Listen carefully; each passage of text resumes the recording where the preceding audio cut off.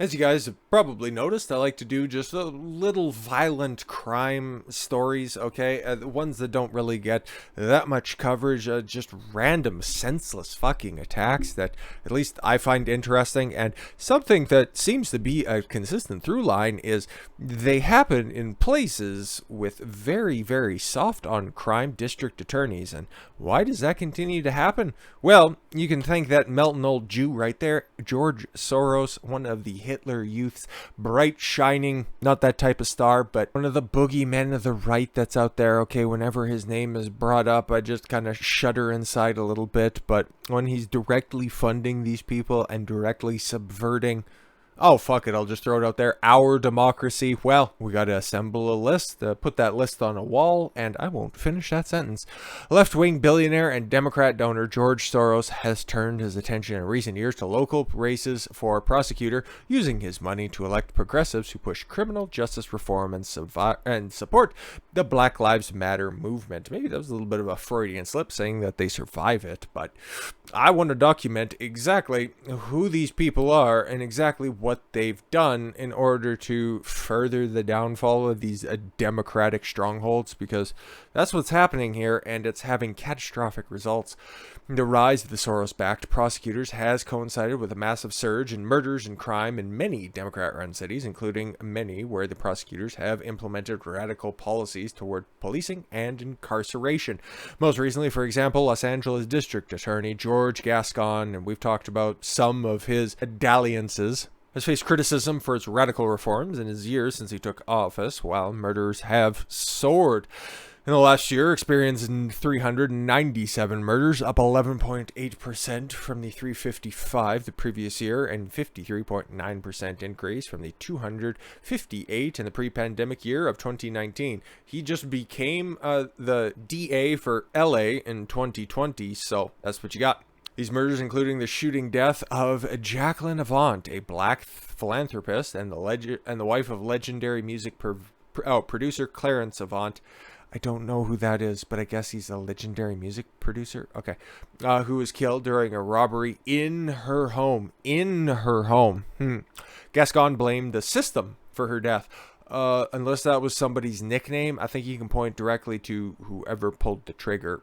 Just saying. Many of the candidates Soros has backed have received support directly or indirectly from a network of groups with names like the Justice and Public Safety PAC. The Influence Watch website describes Soros' organization as the Safety and Justice Network. The removal and a lack of are a couple of descriptors that are missing from safety and justice, respectively. A project of left-leaning billionaire Soros, that the left-leaning billionaire has used in order to finance his progressive Democratic candidates. So, here are some of them. Here are some that have been sponsored directly by Soros bucks. District Attorney for Los Angeles, yes, George Gascon. Again, just a little bit of a highlight on him. Elected in 2020, he ousted incumbent DA Jackie Lacey, the first black woman to hold the job. Yes, a progressive, replacing a strong, independent black woman with a white passing old man. Very progressive. And has prided himself on reducing prison sentences, even as violent crime has soared in Los Angeles. Ah, yes, Cook County State's Attorney Kim Foxx of Chicago, most famous for not prosecuting Jussie Smollett. Fox became notorious for intervention in the Jussie Smollett case, dropping charges against the actor for a hate crime hoax. Smollett was later convicted. We documented that one as well. Chicago was hit 800 homicides in 2021 under her jurisdiction. Fucking weird, huh? Philadelphia, District Attorney Larry Krasner. Soros supported Krasner with nearly $1.7 million in spending in 2017, more than 5 times as much as Krasner spent on himself. All right, well, it's good work if you can get it.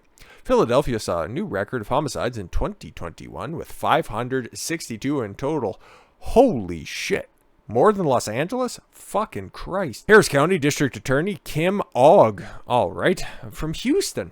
Ogg is considered one of the more moderate of the Soros prosecutors and has overcome opposition even for more left-wing prosecutors in 2020. Well, you gotta always have one outlier so you don't seem so ideologically possessed. Houston's homicide rate rose 71% in 2021. Yeah, but she's not as progressive, though, so I guess.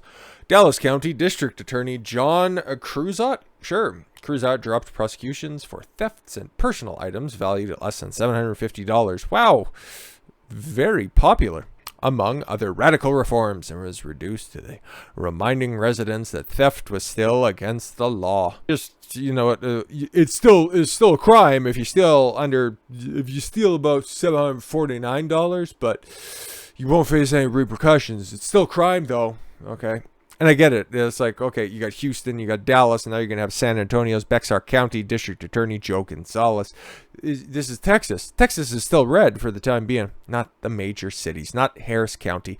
Not Dallas-Fort Worth Metroplex. It's sad, but it's a fact of life. Look at the voting results. Gonzalez has been described as one of Soros' favorite district attorneys, presiding over a stunning 52% increase in homicides in San Antonio since 2019, though violent crime is down overall. Maybe that's why he's just so happy. It's like all of the criminals, they're just cutting to the chase, okay? They're just killing people. They ain't worried about, you know, what petty battery, petty assault, okay, rapes or anything like that. They just clean up the mess after they're done doing what they got to do. Phoenix District Attorney Paul Penzone, suck a dick. Soros spent millions to defeat Joe Arpaio. Good old Sheriff Joe. The dude is based out of his mind.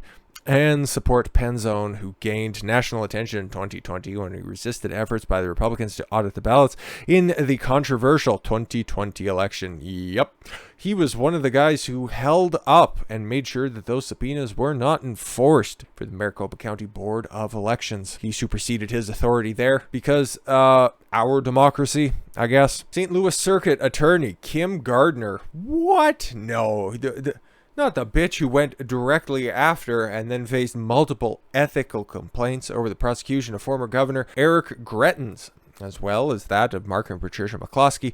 You remember the McCloskeys. That was Ken and Barbie in their gated community in St. Louis, where they were out on their front porch as Black Lives Matter peacefully and pleasantly broke down the gate in order to march to the mayor's mansion, which is a weird a detail in and of itself, but they were hurling threats at the McCloskeys, and yeah, for the mere act of them brandishing, quote unquote brandishing, their guns instead of going after the people that broke into the gated community.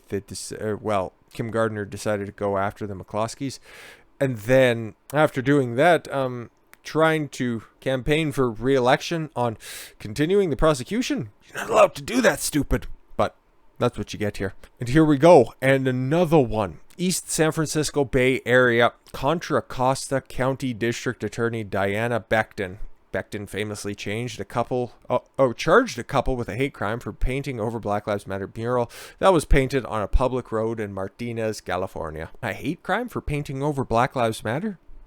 Have you seen most of the supporters of Black Lives Matter? Ain't that black? And of course, yeah, this one totally makes sense. I didn't know this one for sure, but yeah, okay. Maybe not directly supported, but just by one of Soros's PAC. So, what did he get? Just a overwhelming majority of the money instead of just it, directly into his coffers. So he didn't have to do quite so many unspeakable favors for Soros. Manhattan District Attorney Alvin fucking Bragg, who we just talked about, I think, over the past weekend. Can't quite remember, but Bragg was elected with the help from the Color of Change PAC, to which Soros donated $1 million. He was banned pre-trial incarcerations and prison for all but homicide and a few other cases. More details on that big fat. Go back and watch that video. It's a pretty short one. Baltimore State Attorney Marilyn Mosby. That last name seems familiar. Mosby is one of the original Black Lives Matter prosecutors. Reportedly took a trip abroad, sponsored by the Soros-backed group. She was recently indicted on federal charges of mortgage fraud and perjury. What? Corruption? No, couldn't possibly be the case. And last but not least, Orlando 9th Circuit Judicial Circuit State Attorney, holy fuck, Monique Worrell. Worrell succeeded Soros-backed Aramis Ayala, whom Ron DeSantis kicked off a murder case for declining to seek charges in a murder because she opposed the death penalty. Political prosecutions from somebody who's supposed to only be seeking justice under the letter of the law, but sometimes instead of justice, they like to search for social justice because their interpretation of the law is ever evolving, so don't worry about it. Further list of Soros-backed prosecutors current through 2019 is available through Influence Watch. Those include prosecutors in Loudoun County's Commonwealth Attorney Buta Bibra whatever. And this one here, Loudoun County in Virginia, it should ring a bell. It should ring several bells. A biberage came under scrutiny after parents were arrested for speaking out at a school board meeting against district policies after his daughter was sexually assaulted. Yep, by a trans student. She was raped in a public bathroom, okay, in a school. And then that same trans student did the same thing in another school, and it was all covered up by Loudoun County. But instead of charging that, okay, instead of charging those crimes, no, the father of the student got arrested because he was getting a little too animated at the school board meetings. Another list is available through Capital Research Center, including descriptions of Soros-backed prosecutor records. Of course, all of those links are within this article itself, but we'd be here all day if we went through everybody. We're just going after the big names on the list. Not every left-wing prosecutor is directly backed by Soros. San Francisco District Attorney Chesa Boudin is not backed by Soros, but just acts like it. But he received, it's a dude? Oh my God, 100,000 from the PAC controlled by Soros-backed George Gascon to fight a recall election effort. So, okay, just third-hand Soros cash, whatever. 2018, the Los Angeles Times reported that Soros has funded at least 21 local prosecutorial campaigns, though it is noted that the full extent of his influence on such races is unknown because some of his contributions flowed to nonprofit organizations and dark money groups rather than directly to campaigns. Why's it got to be dark money? He has continued to expand his role since, and thank God he's like 80 something and just about fucking done. But his kids are going to take up his cause anyway, so there's still a lot of progressive money to fucking go around. So once these elections get a little bit closer, you gotta know where the money comes from. And thanks to places like Open Secrets that show you directly who are funding these people, the dark money deals, okay, the backroom deals become a little bit more difficult to cover up, and that is definitely a good thing. Let's shift gears a little bit, shall we? Let's talk about sports. I like to dabble in that from time to time, and it's about somebody who we've been talking about recently, okay? And depending on the length of that article, which I'm not entirely sure of, we might be talking about the NCAA enshrining some really hilarious policies, because why the fuck not, right? With that said, I thank you both very much for the gift of your time. I've been Don Consuelo. I want you to follow your gut and get after it. Take care, everyone.